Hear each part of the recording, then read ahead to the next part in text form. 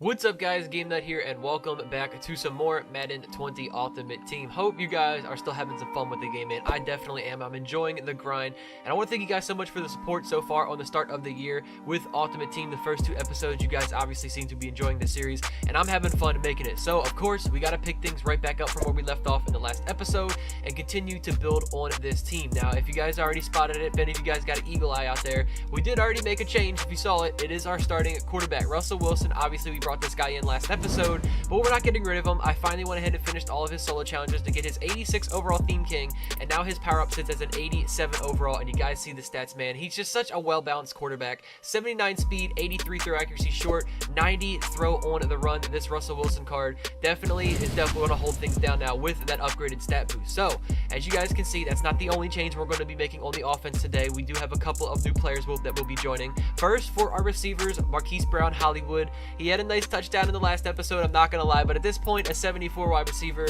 that's not gonna cut it. So we got to bump him down to wide receiver number 4. Going to get a new slot guy, and as for our offensive line, we are going to be getting ourselves a left tackle, center, and right tackle. So to start things off with the right side, we did once again finish another solo challenge sequence, theme builders for the Arizona Cardinals. You guys can see their theme king is Marcus Gilbert, right tackle. Powering him up turns him to an 87 overall, of course, and you guys can see the stats: 86 strength, 92 awareness, 84 pass block, and 78 run block. As for our center position, we're actually going to be getting like an improvement of a guy we already had. As you guys know, we did have core elite Matt Paradis already on our team.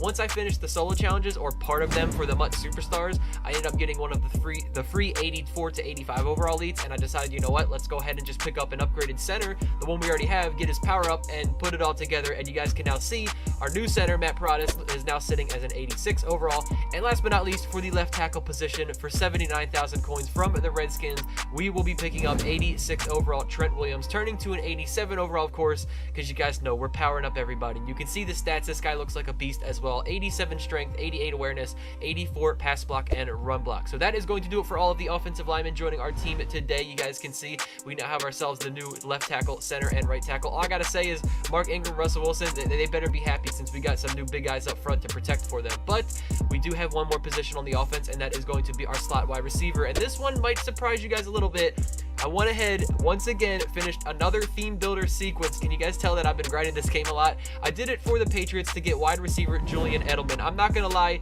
obviously there was probably, you know, a couple of other receivers out there I could have picked up that would have been better than Edelman, but I've always wanted to use Edelman card. I never got the chance last year. I mean, he looks decent, 80 speed, 83 catching, 90 short route running. Obviously a great slot receiver with 90 short route running, but I kind of have a soft spot for Edelman because he's a big reason why I won my fantasy football Super Bowl last year. So I kind of had to bring him to the team. I felt like I wanted to play with Edelman a little bit since I didn't get the chance to last year, like I said. But that is going to do it for the upgrades on the offense. Of course, we're now going to come to the defense. We always have to make changes on both sides of the ball, and you can see the new holes where we will be picking up new players. As for our outside linebackers, Chandler Jones has been demoted to right outside linebacker number 2. We need a new starter over there. For left outside linebacker, you guys know we originally had DeMarcus Lawrence playing out of position over there. For now, he is now still out of position, but sitting as the right end. Michael Strahan staying as the left, Nick Bosa backing up DeMarcus Lawrence. Also going to get ourselves a new starting defensive tackle, and for our free safety, LaMarcus Joyner, he's been bumped down to free safety number 2. We got to get a new guy that's going to be our ball hawk. Next up, now on top of that, I also want to let you guys know our strong safety Tony Jefferson.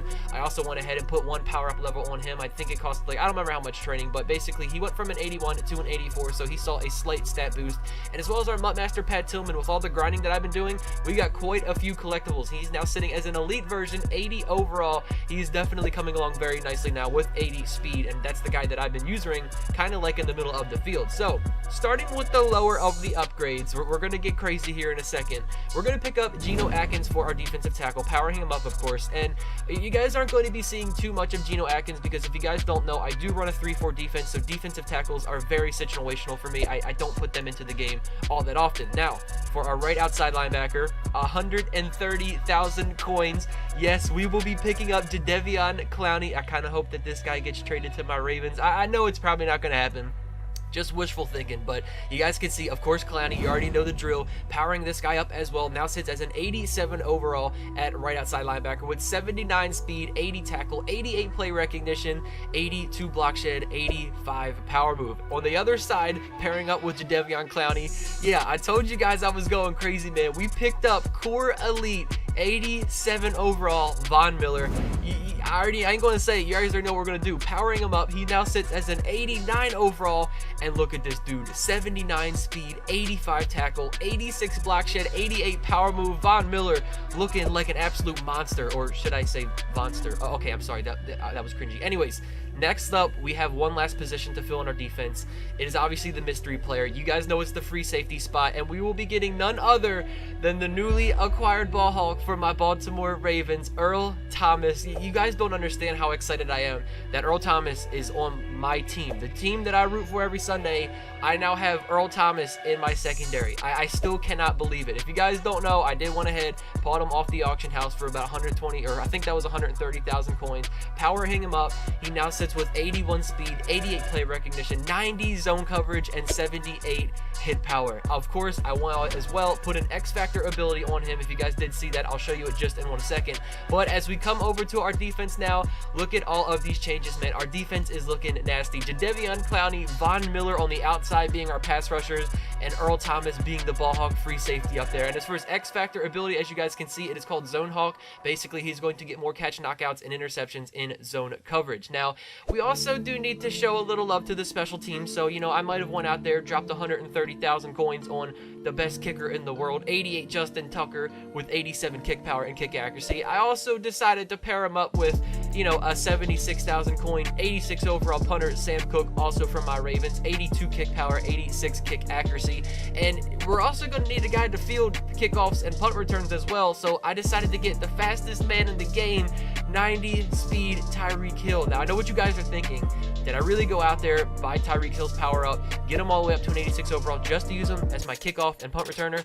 And the answer to that is yes. Now, you guys got to hear me out on this. I used Tyree Kill's card a stupid amount last year, pretty much probably for like at least 6 months, half the year. So I was kind of tired of using him. I've still been using him over on my Twitch channel when I play actual head-to-head games, but for the sake of this series, he's just right now going to be staying as our kick and punt returner. Hopefully you guys aren't going to be too mad at that. And of course as well, I did forget to mention this earlier, I did hit level 50. We are max level now, and as you guys can see, our master wide receiver Torrey Holt is now sitting as 90 overall, and the stats on that card look absolutely insane as well. So that is going to do it now for all of the upgrades for today's episode, man. Lots of new changes. The team is coming along very nicely, if I do say so myself. As we go over to our head-to-head seasons, as you guys know, it's not the same from the last episode. Got to show you my season progress before we go ahead and change it. And as you guys can see, this is what our actual record is looking right now. We have a 3-1 record on the season, 4 losses remaining until we're eliminated. Let's hopefully rack up another win. With Charles Davis, as always, I'm Brandon Gaudin. Charles, you talk about storylines in this one. I think it begins and ends with our two quarterbacks. You know, this just might be my opinion, but I feel like the odds are stacked against us this game. Did you guys see that man's top 3? Fully powered up legend Reggie White. He's got Mahomes and the new superstar Odell. This guy, I'm not going to lie, he's got a pretty nice team, but of course, we're going to come out here and still put up as much of a fight as we can. So, to start off this game, my opponent will be going with an RPO play. Okay, ignore that. I'm a little rusty, okay? First game of the day, I might have missed that tackle completely, but it's fine. Anyways, next play, 2nd and 5, going with Jim Brown is his running back. He is met head-on by my user Bobby Wagner and Von Miller, our new outside linebacker. Next up, Patrick Mahomes in the pocket, going to the flats to Jim Brown, and he stiff arms through Tony Jefferson and rolls forward for the first down. So next up, we're now sitting at a 2nd and 6. Mahomes passing once again, going underneath to his wide receiver, Torrey Holt. Tony Jefferson this time gets a hit stick. Does not cause the fumble, however. So a play later on 3rd and 1 now. Mahomes throwing underneath again to Holt. I don't even know what just happened in that situation. Earl Thomas, I guess, caused the incompletion there, but does not matter. He goes forward on 4th and 1, of course. Bobby Wagner, huge hit, but you guys can see easily was able to pick up the first down there with Saquon Barkley. So on 1st and 10 now, Mahomes almost taken down by Clowney. If he just would have held that ball for like 0.2 more seconds, actually that wasn't even Jadeveon Clowney. I think that was actually Gino Atkins. But nonetheless, even though we stopped him right at the 2-yard line, the next play, he goes with Saquon Barkley and is able to get the touchdown. We find ourselves now down 0-7 to start off this game. So as we come out on offense, let's hopefully answer back and tie this game up. Mark Ingram, his first carry goes for 4 yards. He gets a big hit stick by Harrison Smith. Next up on 3rd and 5 now, we're going gun empty. You guys can see Russell Wilson trying to scramble. And who is this man that is fast as hell getting Russell Wilson just short of the first down. Now, I'm not going to lie, I was mad. I was like, listen, I'm not giving this ball back. I'm not going 3 and out on our first drive. Russell Wilson on 4th and 2 throws it to Greg Olsen, and dude, that was like straight out of Russell Wilson's playbook. That was some Russell magic that happened on that play right there, man. Getting the conversion for the first down, and on 3rd and 10, we find Julian Edelman. He misses the tackle, and his first catch is going for a touchdown. Julian Edelman, 56 yards, and the Ravens are an extra point away from tying. What a way to answer back with that touchdown. Julian Edelman's first catch as well, going for a 56-yard touchdown. That's what I like to see. So as we come back out on defense now, big hit stick on George Kittle. He does pick up a first down on that play, however. Now with 2 minutes and 40 seconds left in the second quarter, Mahomes in the pocket. You can see me using Pat Tillman. Gotcha, bitch. And we jump the route perfectly. Get the user lurk. Not much of a return, but that is fine, man. That is exactly what I needed my defense to do. Come up with a big turnover, and we are now sitting pretty at the 41-yard line. Going back to Mark Ingram once again, and this has been the story all day. You guys can see up there, 4 rushes for 10 yards. This guy, he really just knew how to shut down the run. And on this play, as you guys can see, I guess I made him mad after getting that user lurk on him. I think I saw it pre-play, and yeah, I was right. You know, the most cancer play in the game, pinch buck 0. Like, whoever found this, I hate you. I hate you with all of my heart. Anyways, next up, we are able to pick up yet another first down here to Jerry Rice, able to hang on after getting hit there. Next up, 3rd and 7, Russell Wilson. Again, here comes the pinch buck, but we find Julian Edelman once again trying to get to the outside, maybe get into the end zone, but we do pick up the first down, now down at the 6-yard line. So after 2 failed run attempts by Mark Ingram once again, we are at the 10-yard line, 28 seconds left, going with the wide receiver screen to Torrey Holt, and he jukes out 2 people with 1 move. How do you like that? Russell Wilson with 2 first-half touchdown passes, and the Ravens have taken the lead. What a play by Torrey Holt, man. A nasty juke move, taking out 2 guys in 1, getting the touchdown. We now lead this game by 7. And just when you guys thought things were going good, Gotcha, bitch.